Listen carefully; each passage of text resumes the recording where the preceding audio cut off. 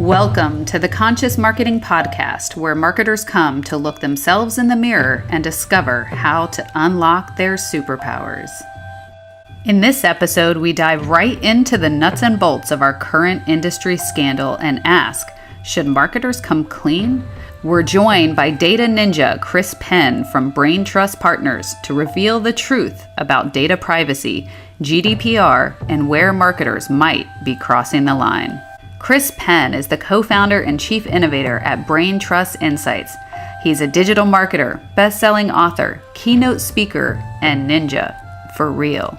Chris is a leading authority on digital marketing and marketing technology.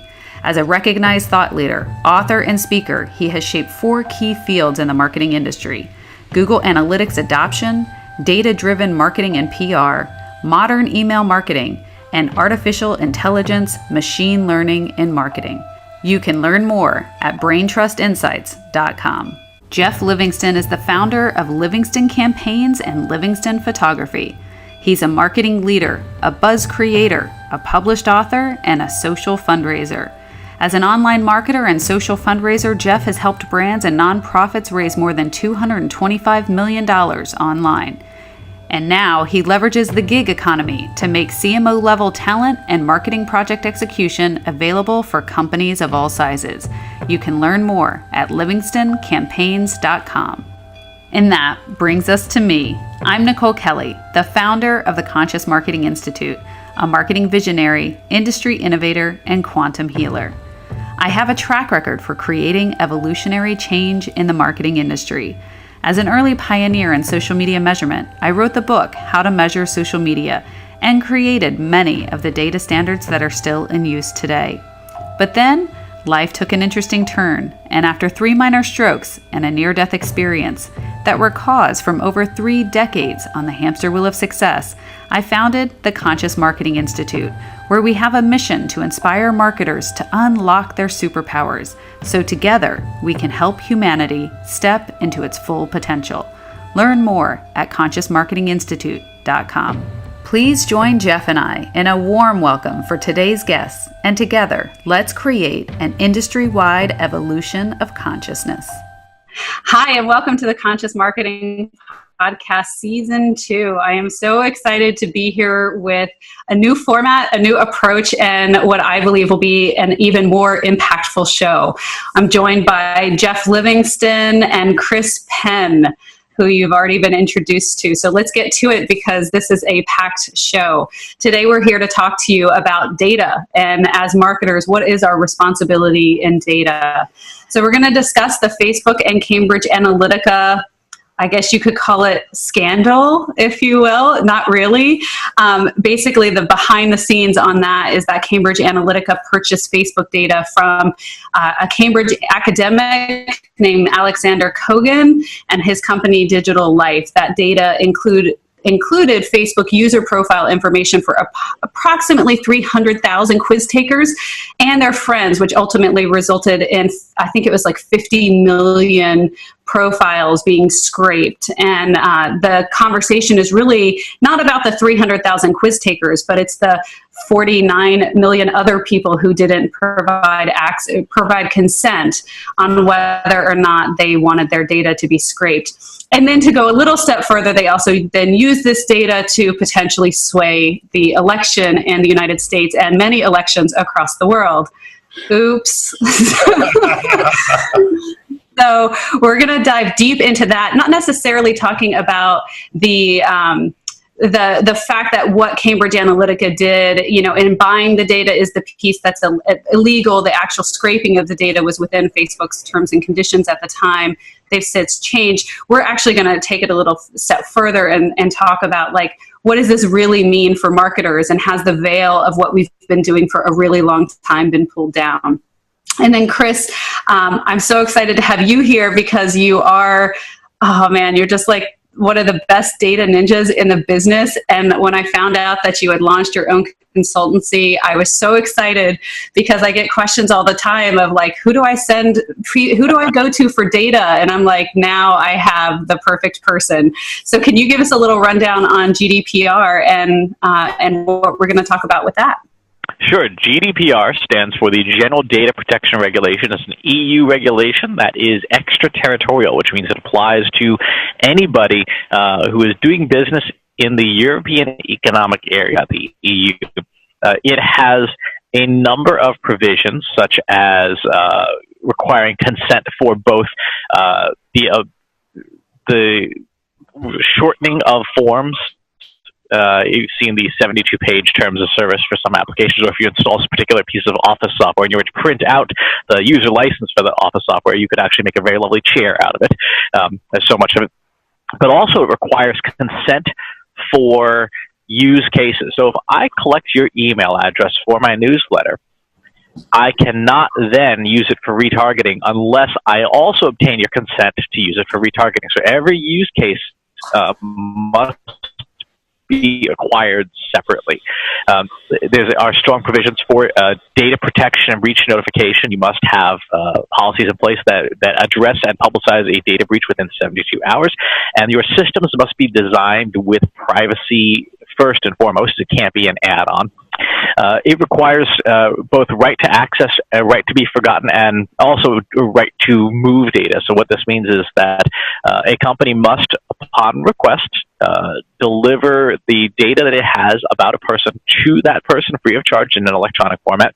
They may also, the regulation requires you to also transmit that data to another company upon request. So if you were in Paris and you told Facebook, I want you to give all my data to Twitter, Facebook would have to comply in a format. You could also, if you were in Paris, say, I request Facebook that you erase all data about me and provide proof that you've done so. And that's part of the regulation. And of course, for companies that are larger, over 250 employees or 5,000 data subjects, you must have a data protection officer and probably a chief data officer. What's important that almost everyone gets wrong about GDPR is this. It applies to EU data subjects. If you read the regulation carefully, EU data subjects is not the same as EU citizens. EU data subject refers to anybody who is physically located within the EU. So, Jeff, if you went to Paris, while you are in Paris, you are an EU data subject. And, anything that your company does with you, HR information, things like that, must also apply.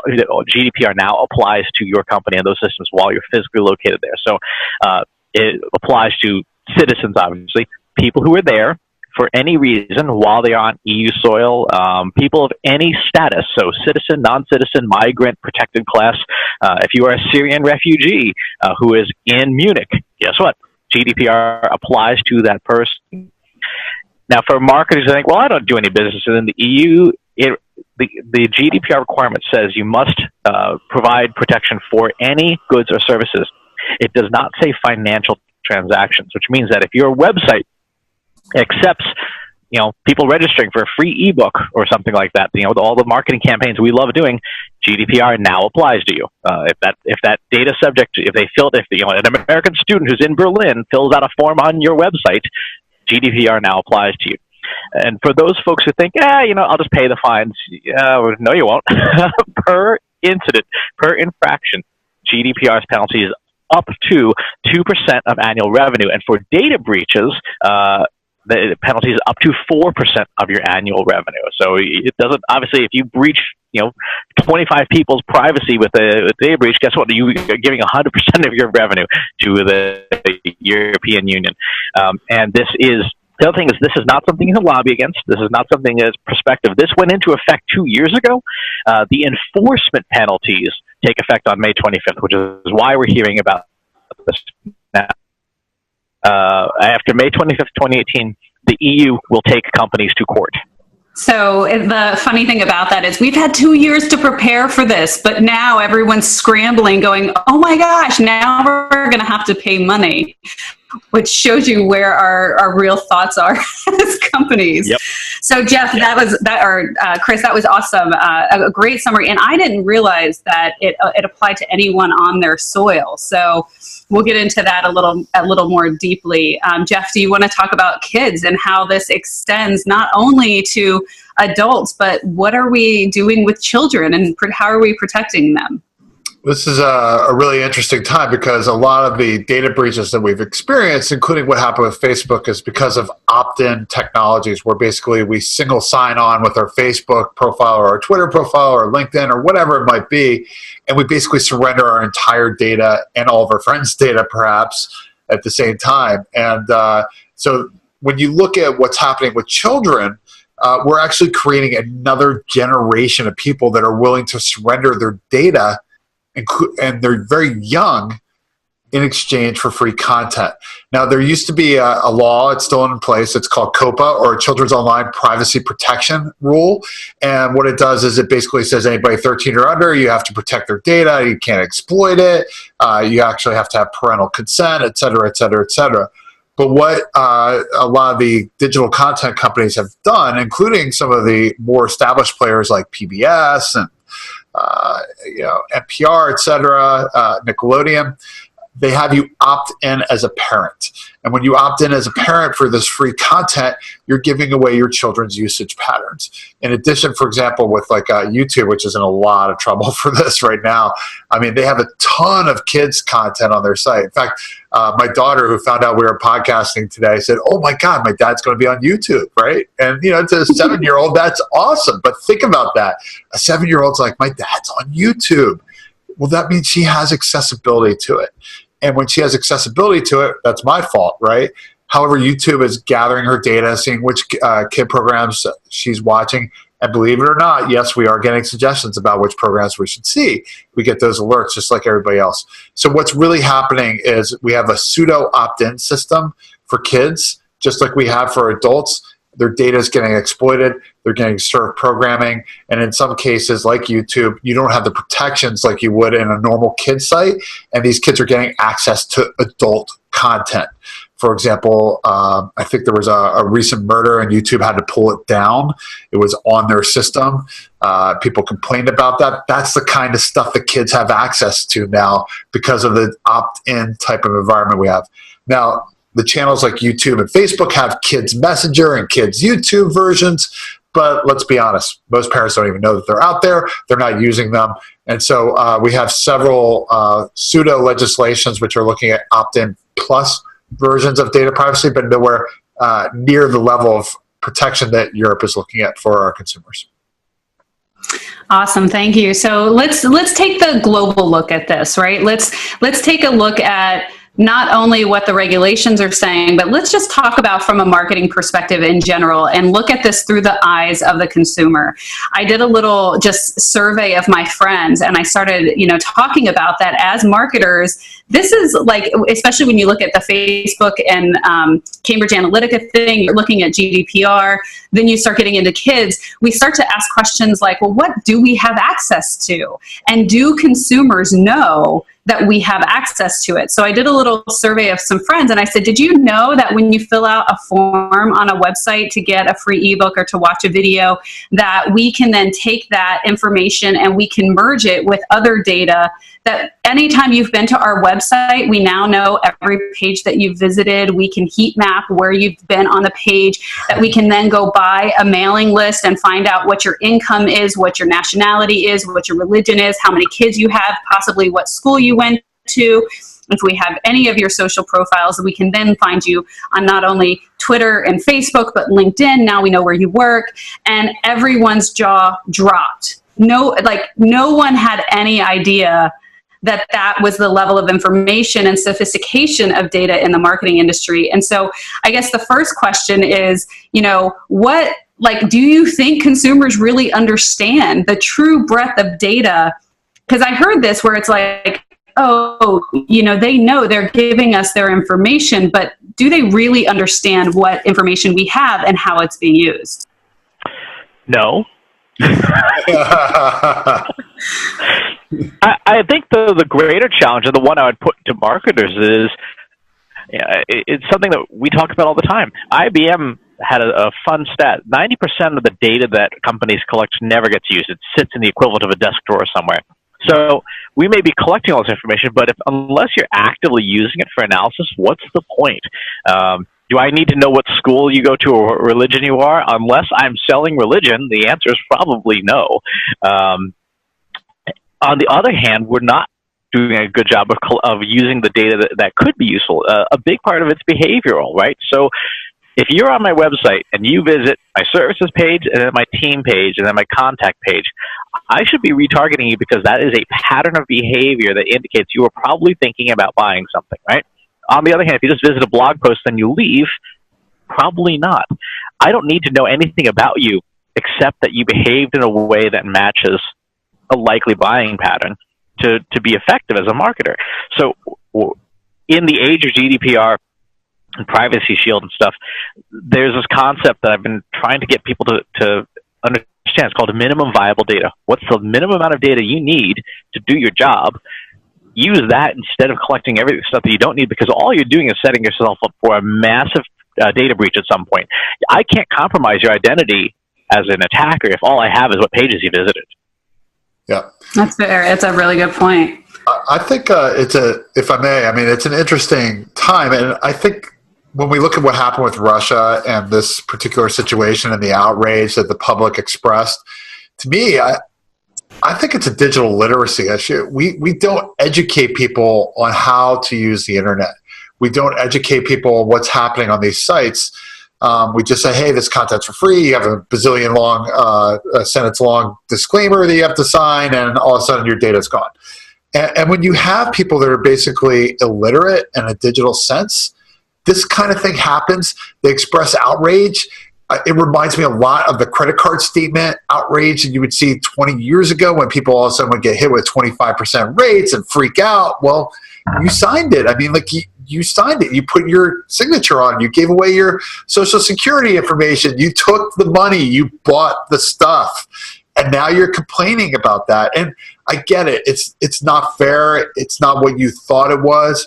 But we have a larger societal issue in that we aren't really educating people on how to use the medium. Right. The other issue, I think, is the immense amount of pressure, which kind of speaks to what Chris just talked about, the immense amount of pressure marketers are under. Marketers are being forced to be held accountable, and they have less respect than anybody else in the executive suite because of the fuzziness of the various activities that we engage in, whether it's Twitter or Facebook and the social channels or email marketing, et cetera, et cetera. There are different levels of accountability you can provide, but trying to explain to an executive team your secondary and tertiary touches and how that impacts your ecosystem. And yeah, we have to do this middle content in order to compel people. If you don't have precise data that shows that, even though you know it's true, you're going to get laughed out the door. That's the world we live in. And so marketers are taking every piece of data they can and are trying to find it and are often getting lost in their own mess. But that's not going to stop them from gathering this data. They feel compelled to get that data because of the pressures they're receiving from the executive team. Right. And we're also like, we don't know what's going to come in the future, right? So like, I know even, when I was speaking a lot about data, I would say like, you collect everything because you don't know the question you're going to get downstream. But then when you start to look at this and this is the Conscious Marketing Podcast, right? So we start to look at like, what can we do versus what should we do? And I love that Chris brings in like, the real future of marketing is to start to look at behavior, not demographics. And, I had this interesting conversation where I was looking at like all the ways that we segment advertising, right? How do we segment Facebook ads? We do it by where you live, what your interests are. We can do income, we can do religion, we can do all of these things which try to tell us who you are as a person. But in doing that, I have an ethical issue with it, because if I were to do the same ad and target people for employment, it would be highly illegal. But we do it for marketing and it's considered okay. And then when you look at things like the messages we send, just look at like alcohol brands, for example. You've got Mad Dog being, promoted into inner city, but then you have wine being promoted into suburbs, So as we look at this, I think this conversation over looking at behavior versus demographics is a huge push forward for the industry. Look at My Little Pony. One of my favorite examples, Mark Schaefer talks about this in a couple of his books. If you targeted based on your assumptions about demographics, you would target My Little Pony merchandising to children, mostly girls ages 6 to 12, right? That's the assumed demographic. There is a massive, lucrative niche of single men aged 25 to 40. They're called bronies. Subculture. Starting with The Rock. who will spend 100x what a 12-year-old will spend. But if you target only on the assumption of the demographic, you miss that market segment. If you target on the behavior, you don't care who's on the website as long as they buy something, right? And so the flip side of the regulatory and the danger side is you miss the opportunity of who might buy your stuff. I'm sure there are plenty of people who live in the suburbs who are affluent that probably would buy a bottle of Mad Dog at least once a year for like high school and college reunion because it brings back fond memories of incapacitation. And it also actually tastes fairly good. If I've had it, I don't recall. They tend to do free flavors. It's nice. All right. But yeah, focusing on the behaviors and focusing on not on your assumptions. I mean, that's the other issue that is endemic in marketing is we make a lot of assumptions without analyzing the data at all, and it burns us over and over again. Yeah. So I think it's interesting as, so we move into this kind of experiential thing. Well, that brings up, okay, you don't care who it is unless it's a 12-year-old, right? Unless it's a 10-year-old. Now we have some onus on us to do things like ensure that people are of age to be buying our products. And so like in looking at that, who really bears the responsibility for compliance and transparency with GDPR? Like, is that going to set the groundwork for global accountability? Because it's not only if you market in the EU, it's really if anyone is in the EU. And what is our responsibility for compliance and transparency? Is it the software vendor's problem or is it ours as marketers? So I can tell you from a regulatory perspective, one of the provisions we forgot to mention is in addition to fines, your executives can be charged with criminal penalties and imprisoned. So the C-suite has a personal interest in enforcing this regulation. I think that's so smart. I mean, I think that's so smart. I mean, when you think about the way this problem is really being propagated and you look at some of the ethical issues that are coming out of Silicon Valley right now, I mean, this is an issue that has to deal with the way management works and basically machine gunning entire audience profiles to get the amount of business that they want and churn and burn. And if you don't make the C-suite accountable, if you don't make the shareholder accountable, then this is not going to go away. Yeah. And I just look at it as like, who is best positioned to actually resolve this, right? Who's best positioned to take a leadership stance in this, both for the consumers, but also from a regulatory perspective. And I feel like it's the software vendors. They have the people who can make these changes. They can make them globally across their platform relatively easily compared to a marketer trying to make changes across multiple platforms. And I really hope that like the use case I would love to see is that HubSpot, Salesforce, all of these different providers, these automation providers that connect all of these systems that control our landing pages, our email programs, and many times are also playing in our advertising, come forward and say, hey, we're going to take a stand on this and we're going to be proactive. So you can come to our website and you can search our entire database for wherever your information lies. And then you have the ability to edit, change, delete records for individual companies that are our customers. So this would be a global change across, I can go to Salesforce, and if I have 100 records across 100 Salesforce clients, I can globally start to manage my information. And I feel like that's really the only way that this is going to have a true impact where consumers have control of their data. Because again, if I don't even know how many advertisers have my data. I went and looked at Facebook and I was like, okay, I never really did quizzes. That wasn't my gig, but I totally used OAuth to sign in to many websites. And that is actually how many apps did you have? I know all of us went 100. I had 197. 200.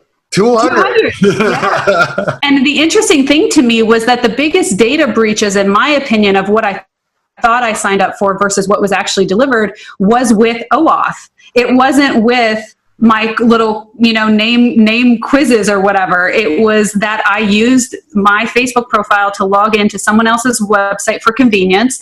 And then they scraped all of my profile information, all of my friends, and ridiculous levels of information. And we know that when that screen comes up, it's like 3 checkboxes, right? Like, it's not saying, hey, we're taking everything and running with it, The Conscious Marketing Podcast is sponsored by the Conscious Marketing Institute. Learn more at consciousmarketinginstitute.com. Are you ready to go further? Check out the latest free masterclasses and upcoming courses. Learn more at consciousmarketinginstitute.com.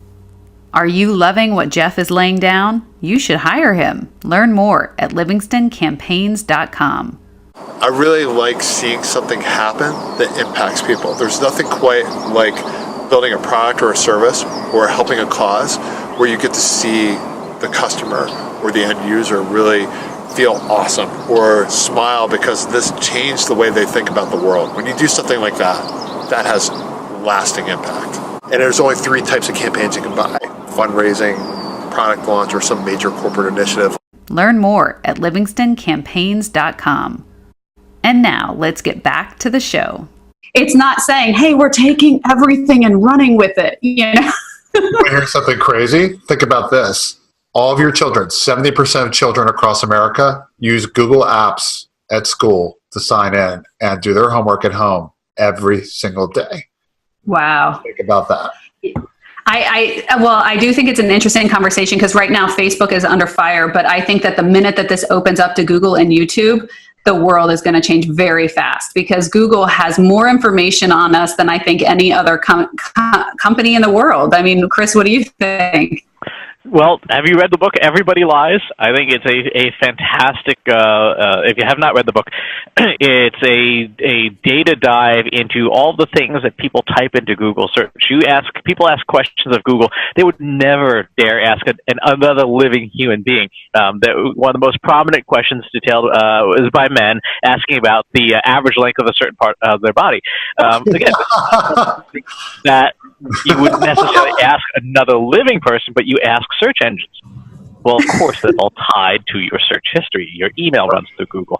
Your DNS in many cases. So does Google mark complex at that point? It's complicated. No, but I bet you the ads change.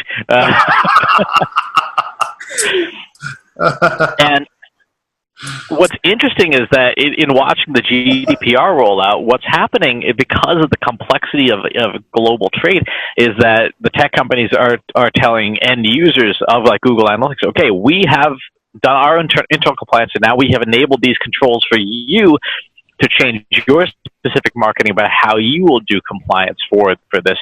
And the day that email went out to all Google Analytics users, I got a pile of the emails in my inbox saying, what does this mean? I said, well, it means you need to do your own compliance work now. So even though the tech companies provide the infrastructure, we as marketers have the obligation to also adhere to the regulation. And I'm not seeing a whole bunch of people doing that. So how would they do that, Chris? Like, what do you recommend in terms of what are our first steps that we need to take? I mean, I'm assuming that we just go GDPR compliant across the board because it's the safest way, but then what does that really mean? And what are the tactical things that we need to do to implement that? Well, first you got to read the regulation, which nobody does. Because the website that the EU publishes is actually pretty clear. And then I would recommend going through a GDPR assessment. There are some great free quizzes from reputable companies like IBM that will walk you through, here are the 5 parts of GDPR compliance you need to go through. And of course, they will try to sell you something at very, very high prices to do so. But the templates are good enough especially for like a small business. And then the first places you start are things like your intakes, right? Where you fill out forms and things. You have to now have clear privacy statements. Your privacy policy needs an update to explain where data is stored, processed, etc. And so there's a long list of things to do.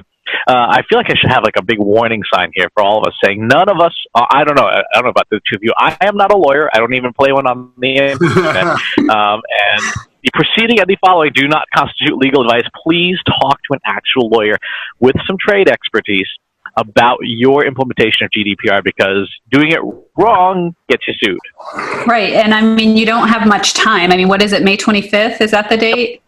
So we're recording this on April 30th. It won't be released for a couple weeks. So by the time you get this, it's going to be like a week for you to actually comply. So I hope people are doing their work now and actually taking a serious look at it. The reality is that when May 25th hits, the time frame for I guess enforcement to take place, I mean, there's going to be so many people in violation in the beginning. I think you pretty much have a month or two to really get your act together. But the big ones are that you need to actually ask for consent, and you need to ask for consent in a really clear way. Your terms and conditions aren't going to be suitable anymore. It needs to be black and white English, really like tailored to people who don't understand marketing and who don't understand data. And you need to say what you're collecting, why you're using it, and they need to say, yes, it's okay for you to use it.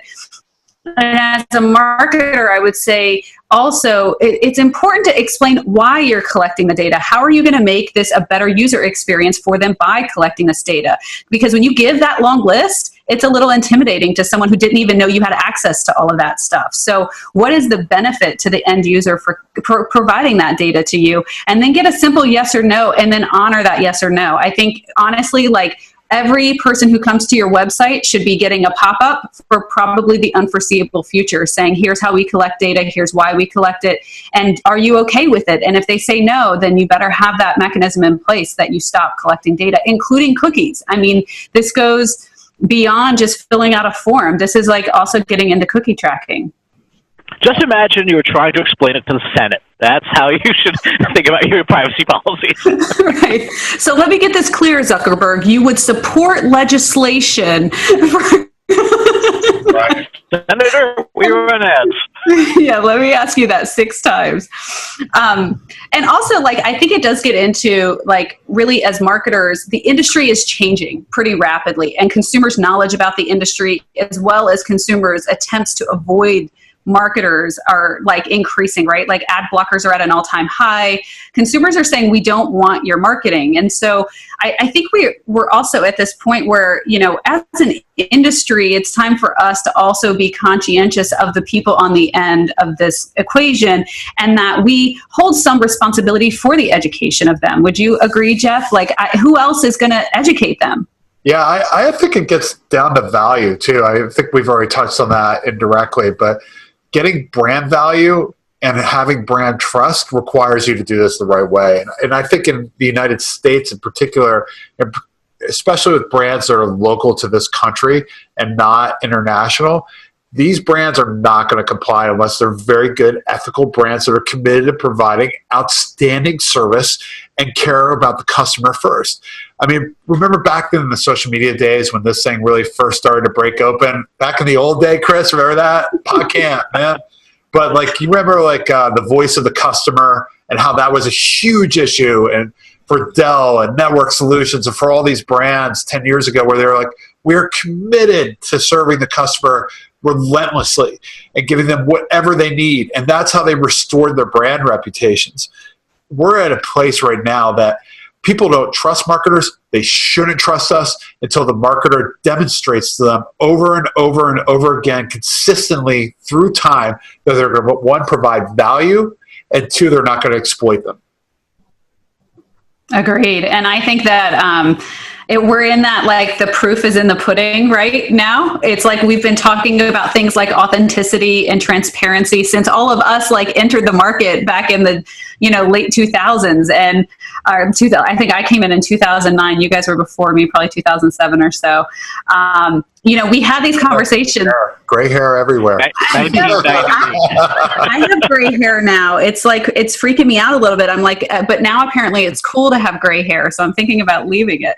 But yeah, we entered and it was this big conversation. Everybody was so excited about social media because it was the first time we could have a conversation with our consumers online. We could ask them questions and they would actually reply.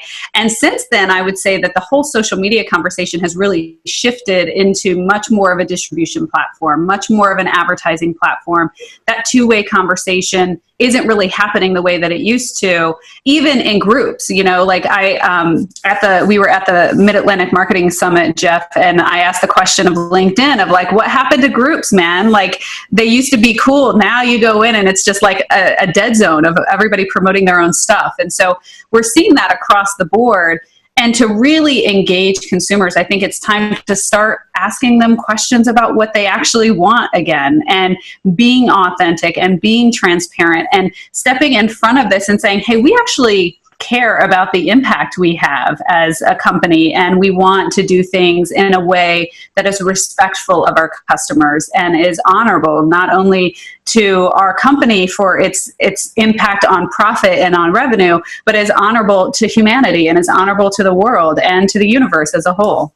Well, I remember when this was first breaking, and I was kind of I was feeling my oats with the Clue Train manifesto and how everything was going to be about the customer and how this was going to change everything. And Scott Baradell, who runs Idea Grove, is a great guy. Scott commented on a post I wrote and said to me, Jeff, don't kid yourself. This is going to be all about how corporations can exploit the web. And he was right. I mean, we've basically entered an era of exploitation, of algorithm-driven exploitation. And we're moving further and further into that as we move into artificial intelligence, which will take away some of these marketing problems that people seem to have, and will center in on the behaviors that Chris was talking about. And so, as this continues to go further and further, people are going to be repelled. And I think that's always the reaction, is that when marketers take one action and they beat it into the ground, customers get repelled. And I think that's why we see more dark web activities these days. I think we see more and more people using other networks. And for me, the question is, as this gets worse, or we change our behavior, how will customers react? What's going to force them, the brands, to change? It's going to be the customer behavior. Mm-hmm. Well, the good news is that AI will solve a lot of that, because one of the problems we have as marketers is we are merely human and we don't scale very well. And so all of our terrible marketing and Sally Soccer Mom personas will go out the window, because you can actually do legitimate, useful one-to-one personalization. There's a great experiment. If you want to try it, go to Google for Watson conversational ads, and you can have a conversation with an advertisement where you tell Watson your favorite ingredient, sriracha or whatever, and based on time of day, weather, past history and stuff, it will come up with a new recipe just for you at that moment. And it's legitimately yours. It also warns you. It has not been kitchen tested. You may want to use common sense before making it. But the ability for machines to interact with people will be a major step forward for marketing, because honestly, like Jeff said, our marketing is terrible, right? It provides no value.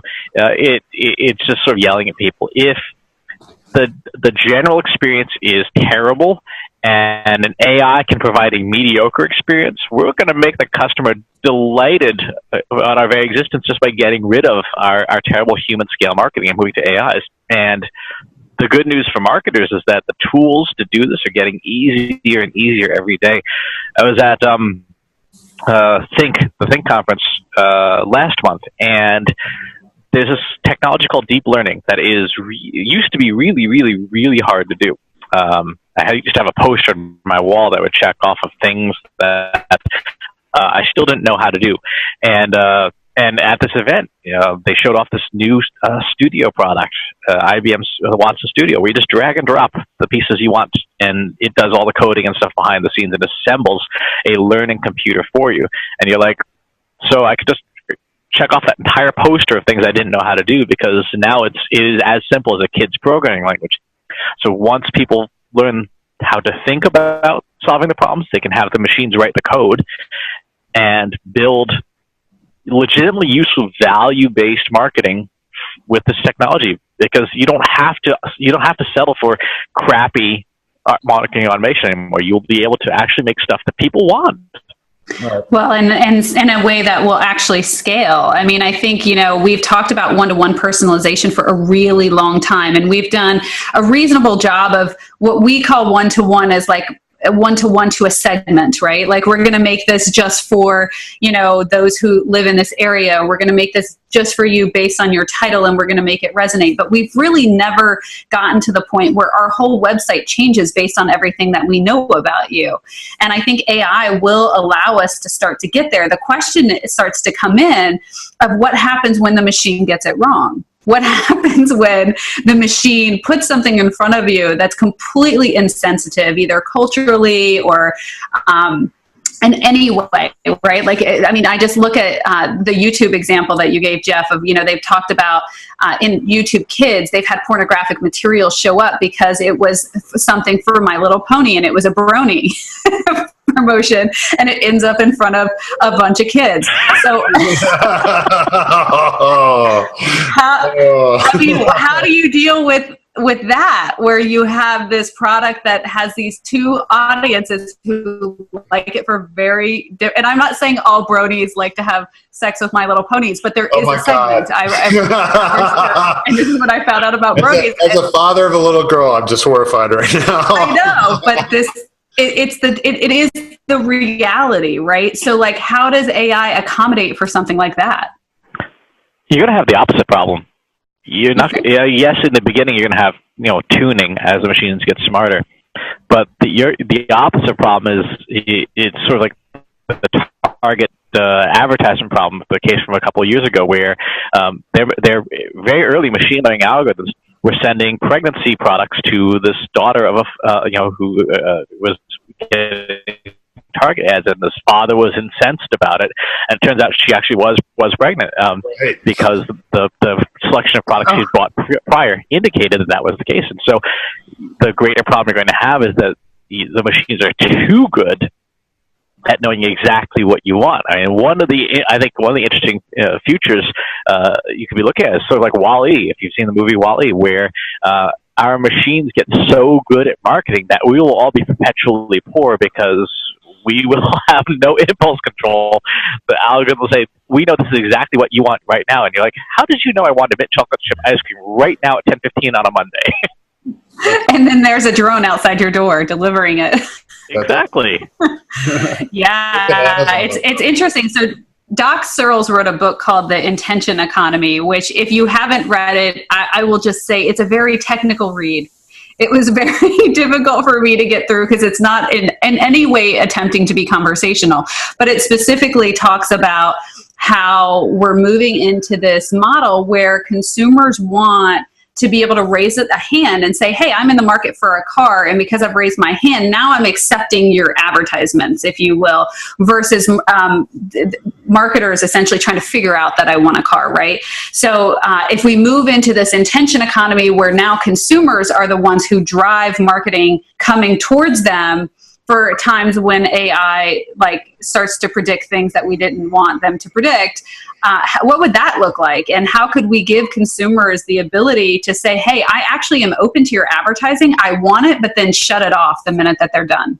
Boy, that's it's really that's the place of science fiction right now, where we see all these different crazy movies that have come out that show us kind of this placated world that we live in. And I mean, you go back to The Matrix, you saw that kind of a world. You go back to just even this year that came out, Blade Runner 2049 or whatever it was. I mean, these movies show kind of like a society where we're all sheep kind of sucking down what's happening to us and rolling with it. And the question is will the American consumer say yes, or even the global consumer say yes to this and just go along with it? Or will we be smart? And 90% will say yes, and 10% will be smart. And that's going to differentiate probably the well-to-do and those that are quote-unquote middle class, but are really just meant to fuel the rich. And I think that might be a little bit of a negative view on our ability to understand what's happening to us. But if past performance is any indication, you're going to have a lot of people that are just giving away their lives. And buzzword alert, but this is already in process with built on blockchain technologies. So what's happening is, advertisers and marketers and companies are trying to figure out how do we use the encrypted public ledger nature of blockchain for people to do exactly that, to raise their hand and say, I want a car that does this, or I want this. And because it's distributed and it has the tagging and the hashing built into it, a company could subscribe to that and say, I can fulfill that request. And, you see some of that already in a very primitive form with, services like Lending Tree and stuff. But thanks to the nature of the way blockchain technology works, it will be much more feasible and scalable for everyone to do it rather than just a Lending Tree. And because it would be something that would be consumer initiated, probably on a mobile device, it would be a lot easier for the consumer. Right now, you have to go to a website and fill out 40 forms and all this crap, and having your credentials stored in part of the chain will let you then forward it on as appropriate. But Jeff, I think your numbers are off. I think it's going to be 99 to 1, on a good day. And what will be interesting will be not the trouble with AI and robotic process automation is that unlike human workers, there is no distribution of capital. So it makes income inequality worse because the machines do the work but don't need a paycheck or health care. They just need occasional maintenance. And so the owners of intellectual property will be the ones who will then get the financial reward as well. Love today's guest? Here's how you can learn more. IBM estimates that companies don't use up to 90% of the data they collect, so-called dark data. Companies lose money from storage costs to security breaches to lost business opportunities and sales. Brain Trust Insights can help you light up your dark data. From simple things like Google Analytics best practices to complex machine learning projects, we'll help you save time and make more money from your data. Visit us at braintrustinsights.com. The Conscious Marketing Podcast is produced by WCR Studios. Want to have your show produced by us? Learn more at WCRstudios.com. Am I striking a chord for you today? You can hire me too. Learn how at consciousmarketinginstitute.com. Just click on services. And now let's get back to the show. The owners of intellectual property will be the ones who will then get the financial reward as well. So it's interesting. So for those who aren't familiar with blockchain is a technology that essentially is a decentralized, autonomous ledger of information. You can put all kinds of things on it. It's most famously known because it is the backing that takes care of all of the Bitcoin transactions, which have gotten a lot of buzz. And our good friend Joel Comm now has the #1 podcast called the Bad Crypto Podcast on talking about blockchain and Bitcoin and all that technology. It is interesting, though, that you bring it up, Chris, because it's true that in our current state, where we are today, you could essentially describe humanity as a lot of sheep that are we're on this hamster wheel, right? We're on the hamster wheel of success. We value ourselves based on what marketers put out and tell us to value.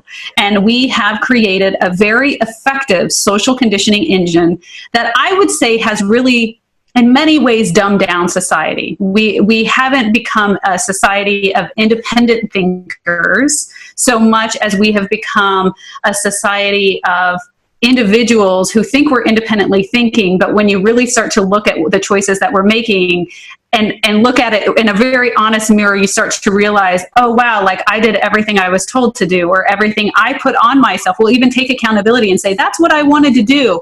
But it was really something that was conditioned in us from either school or marketing or parents or whatever. Or fake book.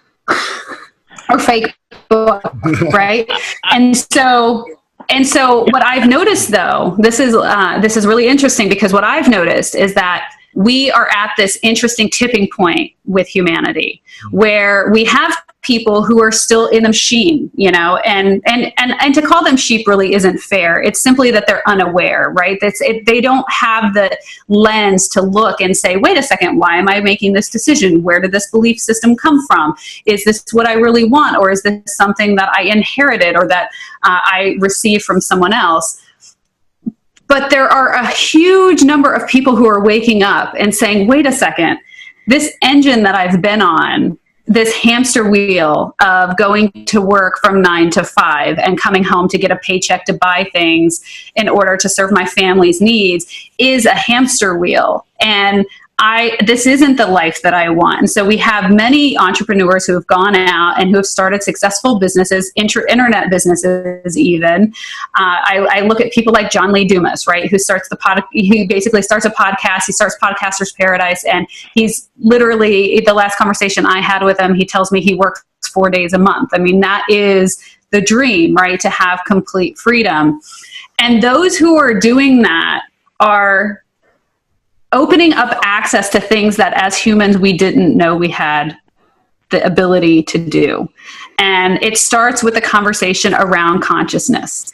And that when you start to open yourself to that, I am bigger than this human experience. My life is more than this lifetime. And there's something bigger, and there's a bigger reason for me to be here. And those who have been afforded the ability to explore those questions in depth are coming up with some very interesting answers. Mind you, blockchain being one of them, Bitcoin being one of them, saying, hey, what if the economy looked totally different? What if humanity looked totally different? And I'm curious as to your perspective on, is this going to actually push the next evolution of humanity where we break out of the chains, if you will, we break out of the machines and we say, hey, wait, this isn't what we wanted to build. By the way, everything on this planet actually is free. We've decided as a species to add this thing called money. And as a result, 50% of our society doesn't have enough food or water or housing and lives on less than $2.50 a day. Perhaps the machine is broken and we need to change it. No, I mean, we have it built into even our religious texts literally say, so-and-so's deity is my shepherd. Like, we literally agree as part of our socioeconomic and religious culture that we want to be sheep. And it's in multiple religions that you'll find variations on that phrase. That's human nature. Human nature is built that way. And I think the only way you'll get to a point where that's not the case is when you finally, probably in the next 100 or 200 years, make the transition where we begin embedding technology within our minds, physically embedding chips and processors that then give us the ability to change our programming. Until then, you will be saddled with the good and the bad of humanity's last 50,000 years. None of what you're seeing is new, right? People controlling other people, we've been doing that since we could beat each other head with sticks, right? Money was invented something on the order of like 5,000 years ago, and has changed forms. And it is equally true that folks always want to achieve a certain level of power, however your society defines that, and that once in power, the thing you fear the most is losing that power. That makes into Star Wars movies. So the technologies just let us do things faster. But like all things, money, power, technology, it amplifies who you already are. So if you are a person who's more aware, you'll be able to use technology for that. If you are a person who is more abusive, technology allows you to do that too. That's just human nature. What do you think, Jeff? Yeah, it's really interesting. When I went to Georgetown, I studied communications, culture, and technology was the name of the degree, which was this big, ugly kind of smorgasbord that you could do whatever you want with. But one of the things that they taught us in our initial classes was to look at cultural references to see what society is processing when it comes to technology. And so, that's why I brought up the science fiction earlier. And I think, again, you can look at that reference model and some of the popular memes that you see within narratives in society today And like, I'll give you two versions of it. One is the Star Trek version. The Star Trek version, there is no money anymore. Everybody's free. And we have this utopian society where we no longer process, whether or not you have this or that. We can all have that. Instead, we're out exploring the universe and trying to make it better. However, we are always under threat of being enslaved again by foreign species like the Borg or whatever it might be. And so like, that's the great Star Trek narrative, right? Which is your vision. And then there's like the Handmaid's Tale, right? Or any other type of version where we find ourselves enslaved in an even darker, worse, feudal version of it. And I would say that what we're probably seeing is a much more subtle version of that. And we do have those entrepreneurs that break free and then start the frame bridges of the world and create these great enterprises that go out and be successful. But those are really kind of, I would almost say, the red herrings. They're the ones that kind of are waved in front of us like, you could be this if you only had the courage to do it. And in reality, most of us won't do it. And most of us will just try to put away a little nest egg and retire somewhere very nicely and have a good life and put our kids through school. And that's okay. And we've survived. We're okay being a sheep if we can do that, because that's a good life. And I hate saying that. I really hate thinking of ourselves in that way. And I'm sure other people that are listening to this feel that way. But unfortunately, as Chris has said, I mean, this is our history, and we see it over and over again. For every Warren Buffett, you have 100 Donald Trumps. Yeah, I mean, it's true. I mean, I guess it really, like, it's all about the lens that you take, right? So like in our history, yes, it's true that the hero's journey, right? Heroes, villains, and victims have existed since the beginning of society. And even as we look forward, we assume that that's going to continue to exist. But I also bring you to like the part of history where we have made massive change and massive leaps. Like the fact that, you just look at like Martin Luther King, right? And now you have African Americans who hold, the president's office, right? That have basically progressed from being shunned from society and being the workers, the enslaved force, to now being very much a part of our leadership conversation. And so I just hold hope that those who truly want a different way of life, and those who truly are willing to go through and break against the grain and to do things differently, that we can create a society that ultimately is better for everyone. I think that when we disempower ourselves by saying, oh, that's just the way it is, or that's the way it's always been, we forget that we as humans have infinite potential. And what I've actually found, Chris, is that you can upgrade your programming quite easily through meditation, actually. And you can, literally, like as simple as going like this, you can remove negative thought patterns and unwanted conditioning. And I found that through experimentation and testing and opening myself to the possibility that what if I don't understand anything? What if everything I believe is not true and there is something different out there? And as I did that, I started to find that we have all of this ability, and even to the point of being able to harmonize the human magnetic field. If you talked to me 5 years ago, Chris, we've had many conversations about technology and so forth in the past. You talked to me 5 years ago, I never would have told you that I thought it was possible for another human to harmonize the human energy field. But I, in fact, have found that it's true. And that every time that I do these group sessions where I'm like going to wave my hands, it still boggles my mind. I put on sound healing music, I wave my hands, and people walk away and a month later say, I lost 25 pounds. My chronic suicidal depression that I've had my entire life is gone for a year. I haven't thought about suicide. I've actually made major changes in my life. And I have multiple testimonials coming back. And I was like the person who never would have had that conversation. I would have told you that it was all foo-foo-y, crazy stuff. But I'm finding that when you test it and you open yourself and say, okay, I'm going to run an experiment. I'm going to do meditation and I'm going to listen to the messages coming in and I'm just going to see what happened, which actually led to this podcast being recorded. I had no intention of reviving the season 2 of this podcast until I did a meditation Friday morning. And I saw that I was like, it was time. And then I saw doing a panel versus doing just two people. And I saw this new format. And then by literally Monday morning at 9:30, we are now recording season 2. So I guess what are your thoughts on just like opening your mind to new possibilities and testing them and see what works for you?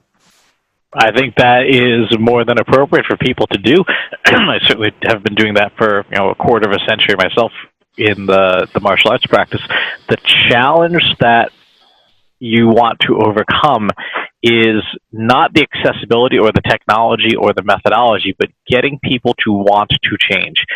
And at scale in society, and even when people are presented with, hey, here's a better outcome, you still don't see a whole lot of people opting for that. In fact, depending on your perspective about how you view the world, we have elections every 4 years in the United States, and close to 50% of people think that the other 50% of people have just done something horrific.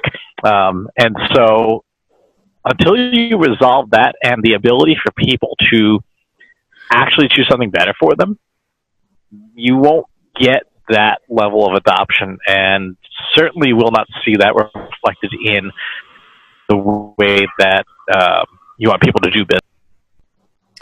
Yeah, I think I agree with Chris. I mean, I think in a sense, though, what you're talking about is in the Zen sense or the Buddhist sense, enlightenment. And once you become aware, really, then you change or evolve. And I question how many people really want to be aware. And I think like sometimes when we have these outbursts like we just have with Facebook and Cambridge Analytica, I wonder how many people who express outrage were actually aware. I would bet you that 1/3 of those people actually knew that their data was being used or had been aware of it in the past and just decided to quietly put that information away and forget about it.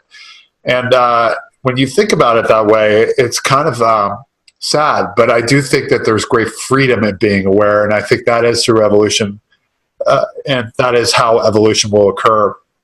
If we are mindful, if we are conscious, as you say, then we can achieve that. And I think the real great marketing future for those of us that do a good job and care about or have compassion for not our consumers, but the people that actually invest in us, then we will evolve and we will do the things that we need to do to make great relationships with them.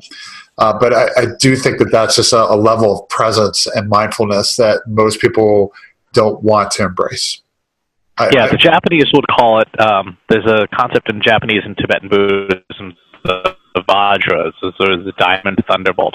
And the expression is like as a flash of lightning in the darkness. Now, when that happens, like at Cambridge Analytica, there's two fundamental reactions. Either you run and hide because it's really bright and loud, or you go, hey, I just saw something. Quick, find a flashlight. I want to see what that thing was. That was, that I just saw for a moment. Kind of to Jeff's point earlier, 99.99% of people are going to run and hide. And, there'll be one person left going, does anyone else have a flashlight? It's so true. And I mean, even with the Cambridge Analytica thing, the interesting thing is that Facebook didn't really see a decline in usage, truly, and people went right back to it. Why? Because it's an engine, because it's become part of our social grain. And so I'll just close out by saying that as marketers, but yes, I think that our role, the opportunity that we have is to inspire humanity to want to change. And that if we can start to be more honest and transparent about what we're doing, if we can be more mindful about the messages that we're putting out, things like removing the hero's journey, it's actually quite simple. You take and you create stories and everything is prolificated with heroes, villains, and victims. What happens in society? We have heroes, villains, and victims. If we start telling real stories about real humans who are doing real things, I think that we can be part of the solution versus part of the engine that is essentially training people to be sheep. We could actually start to train people to wake up and to say, hey, who am I? How did I end up on a planet with 7.5 billion people? Why am I on Earth and not Saturn? and what is my purpose for being here, and how can I step into my full potential as an individual versus trying to be part of something that is considered a collective that's all moving the same direction. How can I uniquely be myself unapologetically in a world that is changing very rapidly? How can I be a part of that change? So thank you both so much. What an amazing episode and conversation. And I truly do appreciate you both coming on. We'll give more information about Chris and his new data consultancy. If you're looking for somebody to help you with GDPR, I highly recommend Chris is my top choice. That's why we brought him on this conversation, because he is truly a data ninja, and that is his superpower. And Jeff Livingston to help with any kind of campaign development, messaging strategy, any of that stuff. He is amazing. And then I am obviously the founder of the Conscious Marketing Institute. So if you're looking at how you can wake up your marketing team to the realities of the powers that we hold and how we can make the world a better place, you can go to consciousmarketinginstitute.com. Thank you all. Have an amazing day. Thanks. Thank you. Music for the Conscious Marketing Podcast is provided by Sophia Fleming.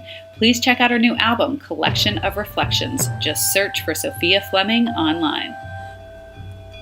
Thank you for joining the Conscious Marketing Podcast and taking a look in the mirror with us.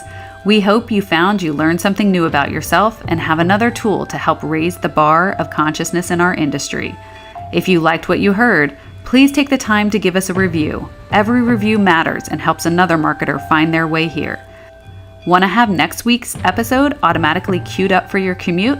Remember to subscribe before you leave. We thank you for your support. Please go to consciousmarketinginstitute.com for show notes, links, and other awesome resources. It is our honor to serve you. Now, let's go change the world.